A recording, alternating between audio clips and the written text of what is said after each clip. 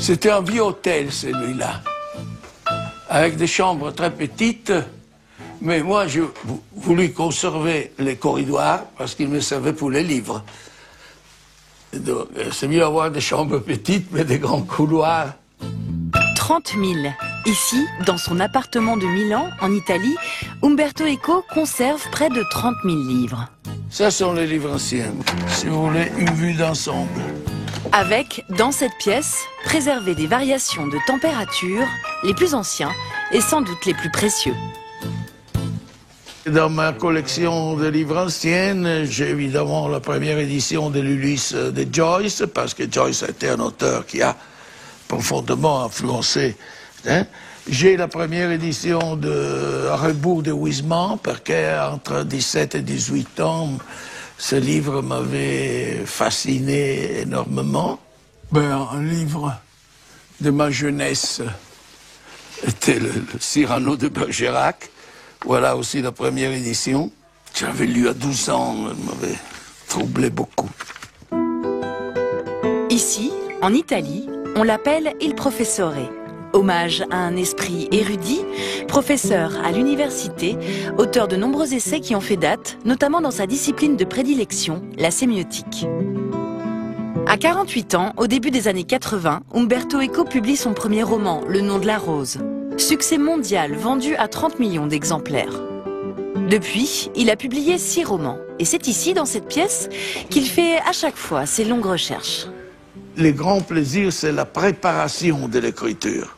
C'est pour ça que tous les autres romans ont pris 6 ans et les pendules 8 ans. Ça, c'est le moment de la recherche, de la découverte, du plaisir secret. Presque onaniste, personne ne sait qu'est-ce que vous êtes en train de faire. Après, l'écriture finale, d'habitude, je l'ai fait à la campagne parce que je me sens plus à mon aise, plus de silence, on peut travailler la nuit avec seulement des chiens qui aboient dans la vallée. Et voilà. Umberto Eco publie son 7e roman, numéro 0. Court, contemporain, il se déroule à Milan, au début des années 90, dans une atmosphère secrète, propice aux théories du complot. Il s'ouvre sur une farce. Des journalistes ratés rejoignent la rédaction d'un quotidien destiné à faire du chantage auprès de politiques. Dans tous mes livres, j'ai toujours essayé d'adapter le style, le langage au sujet et à l'époque. Donc, Le nom de la rose était écrit avec le style du chroniqueur médiéval, très plat. L'île du jour de vent, au contraire, en étant la période baroque, j'avais travaillé comme un fou pour n'employer que de mots qui existaient à l'époque. Et donc, pourquoi le numéro 0 est très rapide? Parce que c'est le style journaliste. Tac, tac, tac, tac. En effet, j'ai dit que tous mes romans précédents, c'était comme des symphonies de Mahler, et celui-là, c'était une pièce de Charlie Parker.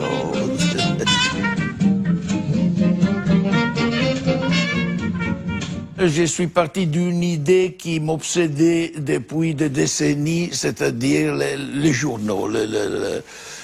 J'avais écrit beaucoup d'essais sur, disons, les vices et les vertus de la presse. Et un autre élément qui a toujours habité mes romans est le problème du complot. Donc, en parlant du mauvais journalisme, je ne pouvais pas éviter de parler du journalisme du complot.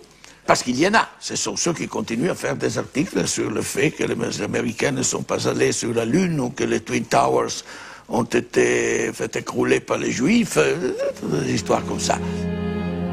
Le personnage clé du roman de Umberto Eco est un journaliste qui suit des pistes rocambolesques, mais qui finit par mettre à jour des complots bien réels.